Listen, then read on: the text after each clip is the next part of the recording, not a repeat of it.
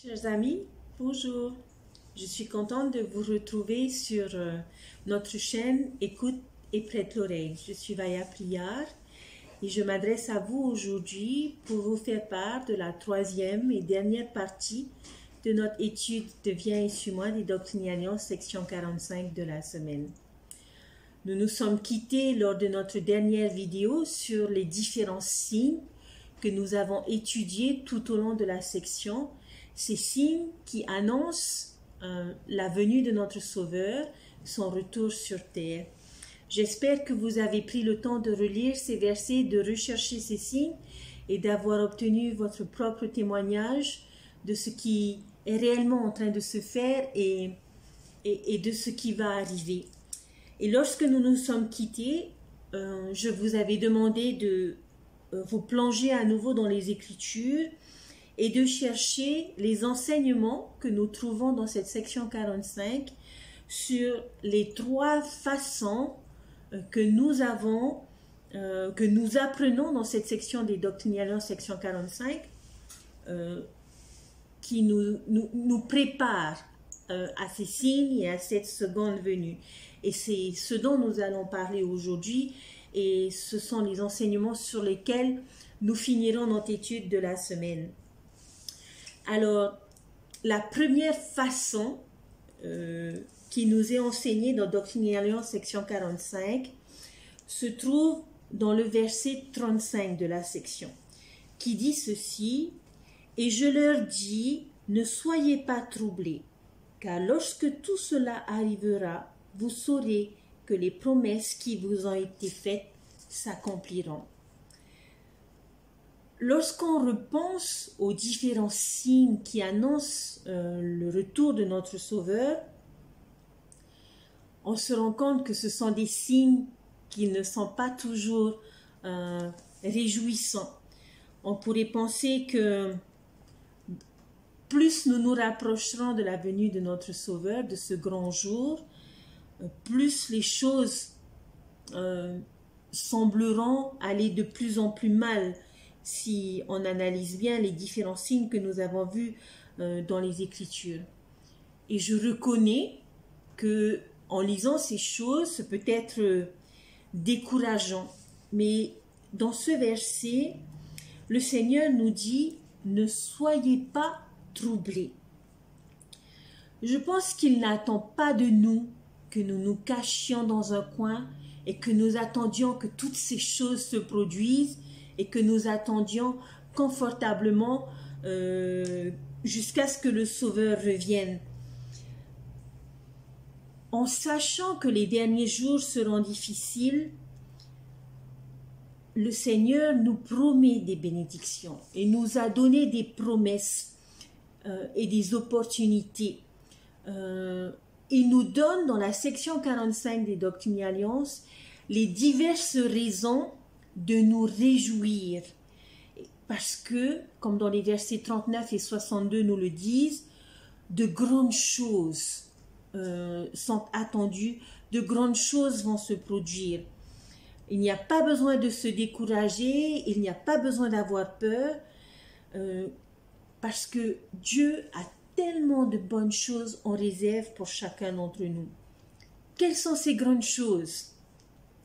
Dans le verset 27 de la section 45, dans le verset 17 plutôt, de la section 45, il nous dit « Puisque vous avez considéré comme une servitude la longue absence séparant votre esprit de votre corps, je vais vous montrer comment le jour de la rédemption viendra, ainsi que le rétablissement d'Israël dispersé. » Voilà une première promesse que le Seigneur nous fait, ces grandes choses qui vont se produire, la résurrection, la rédemption et le rétablissement. Un peu plus loin, dans le verset 28, il dit « Et quand les temps des gentils arriveront, une lumière jaillira parmi ceux qui sont assis dans les ténèbres, et ce sera la plénitude de mon évangile. » Quelle merveilleuse bénédiction! La plénitude de l'évangile jaillira. Et tous les disciples du Christ pourrons jouir de cette plénitude de l'Évangile, c'est-à-dire avoir une plus grande compréhension, avoir plus d'écriture à leur disposition, avoir des prophètes vivants, avoir des formations, avoir des face-à-face, des ressources nombreuses du monde, des manuels et des accès à beaucoup de temples. Voilà ce que veut dire la plénitude de l'Évangile. Et nous voyons que cette promesse que le Seigneur nous fait dans Doctrine et Alliance, section 45, se produit actuellement. Lorsque nous voyons la facilité que nous avons aujourd'hui de pouvoir mieux comprendre une doctrine, de pouvoir être mieux enseigné et mieux fortifié, et encore plus aujourd'hui avec l'usage de la technologie. Certains ont pensé ou se sont préoccupés à cause de la pandémie que nous avons vécue, pandémie qui a fait fermer nos chapelles, qui a fait fermer nos temples, mais jamais, jamais, jamais l'œuvre de Dieu n'a cessé d'augmenter, de progresser et de continuer à atteindre le cœur de nombreux de nos amis qui ont obtenu leur témoignage de cet évangile. Et aujourd'hui, cette pandémie a même été une bénédiction pour l'Église parce qu'il a fallu rechercher de nouveaux moyens, nous adapter, nous développer technologiquement de manière à ce que, aujourd'hui, l'Évangile dépasse les murs et les barrières de nos foyers. L'Évangile, grâce à la technologie, se trouve au sein même de chaque maison, dans chaque chambre, dans chaque cuisine, dans chaque salon. Et cela montre l'accomplissement de la promesse du Seigneur concernant le rétablissement, mais surtout la plénitude de l'Évangile qui jaillira. Toujours dans la section 45, les versets 44 et 45, l'on nous dit que nous verrons le Sauveur et que l'on soit vivant ou que l'on soit mort, nous, tous les peuples, partageront cette expérience. Dans le verset 54, l'on nous parle du rôle des temples qui permet à tous de bénéficier des alliances éternelles. Dans le verset 55, on nous dit que nous n'aurons plus à nous préoccuper de l'influence de Satan. Dans le verset 58, que les enfants grandiront sans péché. Et la plus belle promesse est dans le verset 59, que le Seigneur sera au milieu de nous. Chers frères et sœurs, j'espère à travers ces promesses, excusez-moi, que je viens de vous partager, que j'ai pu apaiser vos craintes et vos appréhensions, qui ont pu naître de votre compréhension des signes qui annoncent la venue de notre Sauveur. Mais le Seigneur nous dit, ne soyez point troublés, car si vous êtes préparés, vous ne craindrez pas.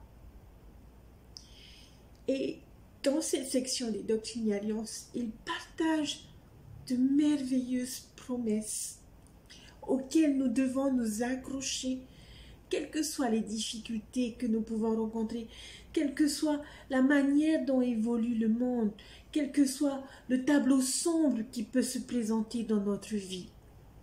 Restons accrochés à ces promesses que le Seigneur a faites,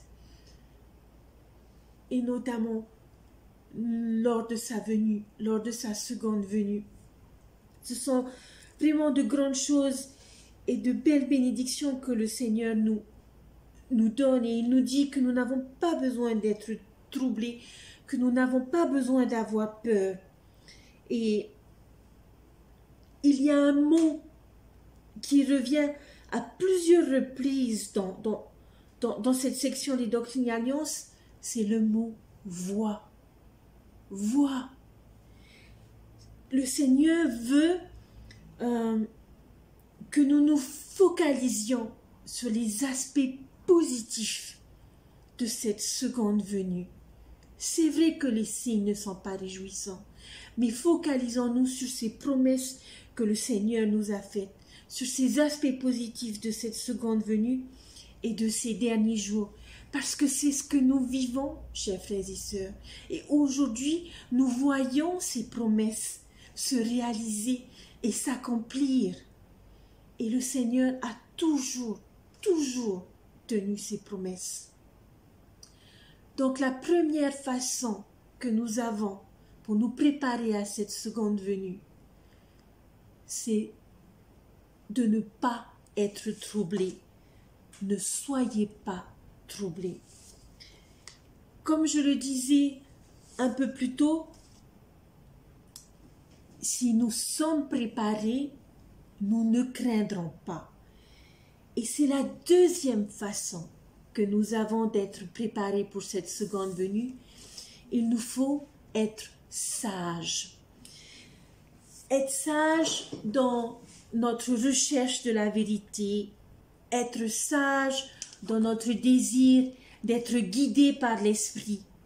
Et lorsque l'on parle d'être sage, je pense que on peut parler de cette parabole des 10 vierges que nous connaissons dans le livre de Matthieu, où nous avons 5 vierges folles et 5 vierges sages. Et ces 10 vierges étaient conviées au repas de noces de l'époux. Et elles devaient se préparer et avoir des lampes d'huile de manière à avoir leurs lampes éclairées au passage de l'époux pour pouvoir le suivre et participer au festin. Je ne vais pas revenir sur l'intégralité de cette parabole parce que je suis persuadée que chacun d'entre nous connaît cette parabole, mais j'aimerais vous la raconter d'une autre façon en l'interprétant avec nos mots et avec ce que nous vivons. 5 vierges folles, 5 vierges sages. Quelle différence y avait-il entre chacune? Les vierges sages avaient préparé leur huile et ainsi ont pu participer au repas de noces prévu par l'époux. Alors que les folles, qui n'avaient pas été aussi prévoyantes, avaient dû chercher de l'huile avant de se rendre au repas. Et malheureusement, lorsqu'elles arrivèrent à la porte où se trouvait le festin, l'accès au dîner leur a été refusé. Il était trop tard. Elles ont frappé à la porte, suppliant qu'on les laisse entrer, disant « Seigneur, Seigneur, ouvre-nous, s'il te plaît, ouvre-nous. » Puis la porte s'ouvrit et l'époux apparut et leur dit « Je vous le dis en vérité, je ne vous connais point. » C'est une façon de leur dire « Pourquoi voulez-vous participer à mes noces alors que vous ne vouliez pas passer du temps avec moi auparavant? Vous étiez trop occupés, trop distraits, trop focalisés sur vous-même, trop pris par les choses du monde que vous ne me connaissez pas. Sommes-nous comme elles? Nous ne savons pas l'heure à laquelle l'époux viendra. Les 5 vierges sages avaient de l'huile pour aller à la rencontre de l'époux. Quelle est cette huile? L'huile du service où nous saisissons chaque opportunité de servir. Il s'agit de l'huile de l'amour pour notre prochain que nous partageons autour de nous afin de faire du bien. C'est aussi l'huile de la prière chaque fois que nous nous agenouillons. Cette huile qui nous permettra d'être prêts pour la venue du Sauveur et ainsi pouvoir nous réjouir avec lui et prendre part au festin. C'est l'huile des Écritures que nous lisons et méditons, c'est l'huile des ordonnances que nous renouvelons en prenant la Sainte Seine.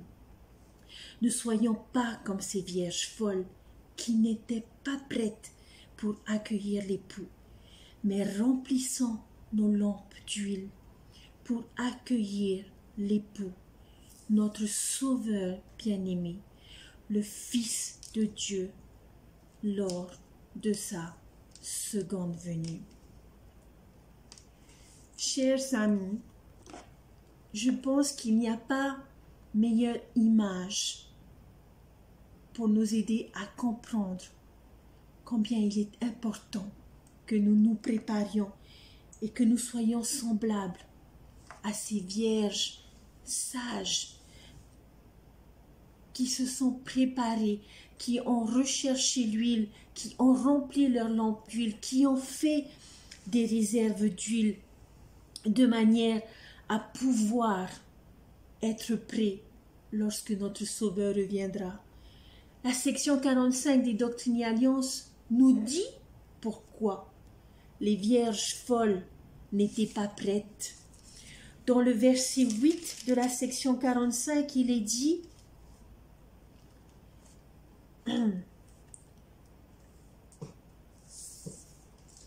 pardon, dans le verset 29 de la section 45.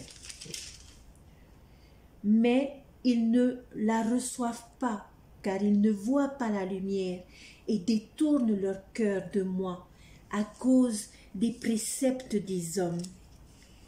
Ils ne reçoivent pas l'esprit, ils détournent leur cœur, ils s'endurcissent le cœur.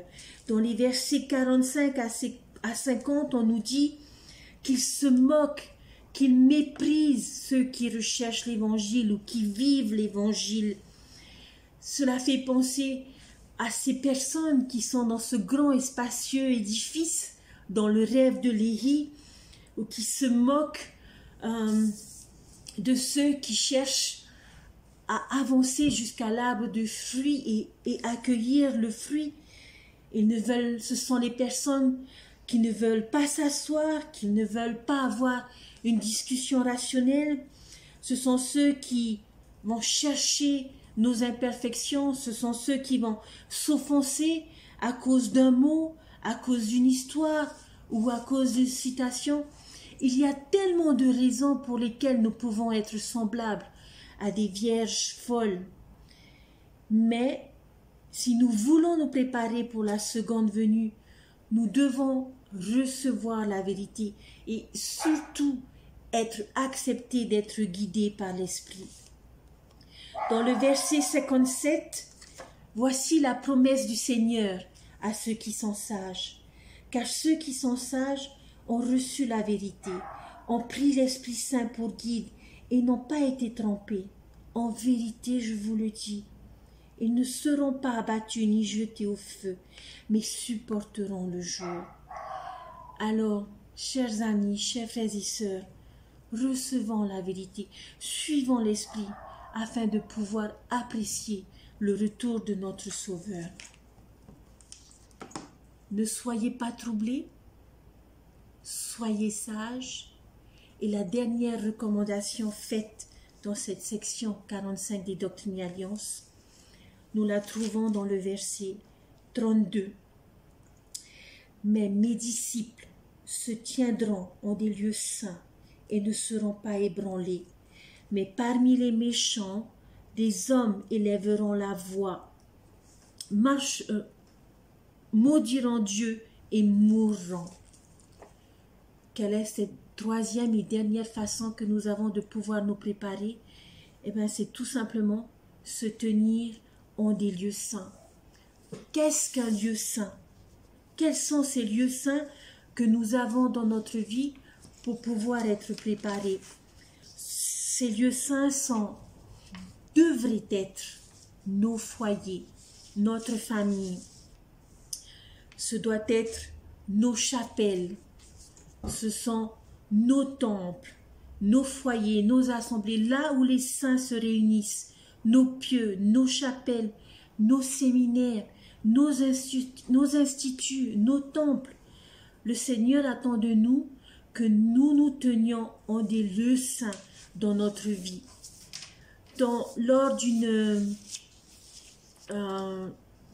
conférence générale, une conseillère de la présidence générale des jeunes filles, Sœur Deep, a partagé un message que je vous invite à rechercher et à aller lire, où elle invite chacun d'entre nous à se tenir en des lieux saints et où elle donne une définition de ces lieux saints qui sont nos familles, nos chapelles et nos maisons. Mais lors d'une réunion de BYU, Kevin J. Worthland, qui était le président de BYU et qui a enseigné les jeunes, a dit ceci: dans le monde d'aujourd'hui, on attend de vous beaucoup plus que de vous tenir en des lieux saints. Ma supplication est que non seulement vous vous teniez en des lieux saints, mais que vous rendiez saint chaque lieu où vous vous trouvez. Se tenir en des lieux saints, ce n'est pas forcément une situation géographique, ce n'est pas forcément un lieu où nous avons 4 murs, où nous pourrons nous sentir en sécurité et où nous aurons la protection nécessaire. Mais se tenir en des lieux saints, c'est rechercher l'esprit. Ce sont ces moments que nous avons, ces moments privilégiés quand nous prions, ce moment privilégié quand nous lisons les Écritures, ce moment privilégié lorsque nous renouvelons nos alliances chaque dimanche en prenant la Sainte Seine. Ce sont ces moments, ce sont ces lieux et ces moments privilégiés que nous passons en tant que jeunes adultes, au séminaire, à l'institut. Ce sont toutes nos réunions, nos conférences générales, nos conférences de pieux. Toutes ces choses sont des lieux, sont des moments saints. Et partout où nous allons, Sœur Wendy Nelson, lors de la conférence des femmes, a encouragé les sœurs à agir avec plus de sainteté, à faire les choses avec plus de sainteté. Et si nous le faisons, chers frères et sœurs, chers amis, nous pourrons rendre chaque lieu où nous nous trouvons, les rendre saints, en faire des lieux saints. Voici donc, chers frères et sœurs et chers amis, les 3 manières dont nous avons été enseignés dans cette section 45 des Doctrines et Alliances sur la meilleure façon de nous préparer. Ne soyez pas troublés, soyez sages et tenez-vous en des lieux saints. Les derniers versets de la section 45 se finissent par des promesses que le Seigneur nous fait, où nous devons bâtir des lieux saints parce que c'est le cas aujourd'hui et ça l'est depuis 1830, des lieux où ne régneront plus de discorde, où il n'y aura plus de péché, où tous s'aimeront les uns les autres. Et plus nous nous rapprocherons, chers frères et sœurs, de la seconde venue, plus la différence entre Sion et Babylone sera prononcée et importante. L'évangile de Jésus-Christ est un message de paix et d'espoir, et c'est dans cet évangile que nous devons nous sentir comme chez nous, où que nous nous trouvions. Avant de nous quitter, j'aimerais vous lire un dernier verset qui se trouve dans Alma, au chapitre 13, et le verset 25. Voici ce qu'il est dit. Maintenant, nous attendons seulement d'entendre que la joyeuse nouvelle de sa venue nous soit annoncée par la bouche d'ange. Car le temps vient, nous ne savons pas avec quelle rapidité. Plus à Dieu que ce fut de mon vivant, mais que ce soit tôt ou tard, je m'en réjouirai. Chers frères et sœurs, j'espère que vous avez pris autant de plaisir que moi à étudier cette section des Doctrines et Alliances, la section 45, qui nous enseigne principalement sur la venue de notre Sauveur. Nous avons vu l'importance d'écouter et de prêter l'oreille. Le Sauveur nous a supplié de tenir compte de ses enseignements, de ce qu'il avait à nous dire. Ensuite, il nous a fait part des signes. Ne nous demandons pas quand il arrivera, mais cherchons à reconnaître les signes qu'il a donnés concernant sa venue et nous poser la meilleure question. Comment dois-je me préparer? Et nous avons vu aujourd'hui que pour nous préparer de la meilleure des façons, nous ne devons pas être troublés, nous devons être sages et nous tenir en des lieux saints. J'espère sincèrement vous avoir édifié, vous avoir permis de mieux comprendre le plan de notre Père Céleste et notamment la venue de notre Sauveur Jésus-Christ. Puissiez-vous reconnaître ces signes, puissiez-vous vous efforcer individuellement et en famille à vous préparer pour cette seconde venue, de manière à ce que chacun d'entre nous ayons de l'huile dans notre lampe pour le festin de noces de l'époux de notre Sauveur Jésus-Christ. Je sais qu'il vit et je sais qu'il nous aime. Ces Écritures nous montrent à quel point nous sommes importants et qu'il nous donne toutes les instructions nécessaires pour pouvoir l'accueillir et pour pouvoir être prêts. Nous n'avons aucune excuse. La seule excuse que nous aurions serait celle des vierges folles qui n'ont pas jugé important de prêter attention aux recommandations du Sauveur et qui ne se sont pas engagés à se préparer convenablement. Je prie que ce ne soit pas notre cas. Soyez bénis en cette semaine et je vous retrouve la semaine prochaine pour notre nouvelle étude des Doctrines et Alliances. Que Dieu vous bénisse. Je vous souhaite une bonne fin de semaine. Et avant de nous quitter, je vous invite à écouter, pour terminer, un message de notre prophète Russell M. Nelson. N'oubliez pas de liker notre page et de vous abonner.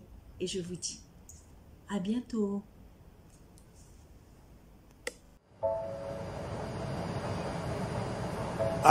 J'étais dans un petit avion et tout à coup, le moteur sur une aile a pris feu.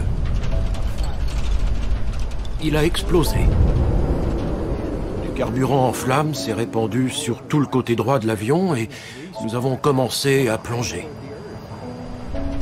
Nous descendions en vrille vers notre mort. J'étais vraiment désolé pour cette dame en face de l'autre côté.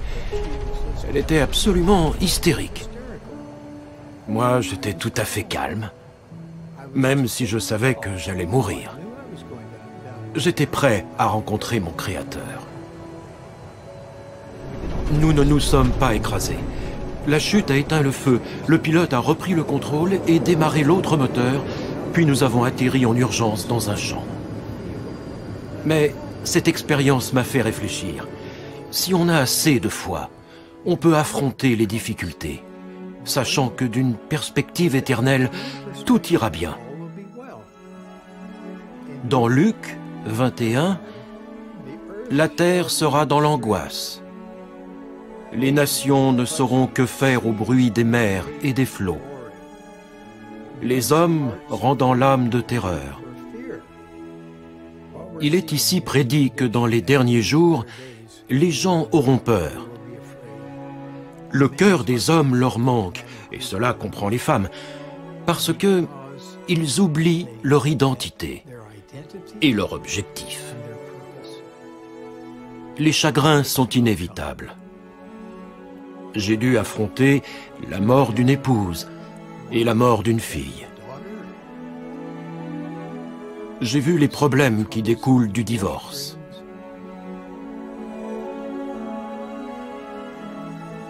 des enfants ou des petits-enfants qui s'égarent, le handicap, la maladie, les blessures. Vous, qui êtes faible de cœur, qui avez peur, soyez patient avec vous-même. La perfection ne s'atteint pas dans cette vie, mais dans la suivante. N'exigez pas des choses qui sont déraisonnables, mais exigez de vous-même une amélioration. Si vous laissez le Seigneur vous aider, il fera la différence.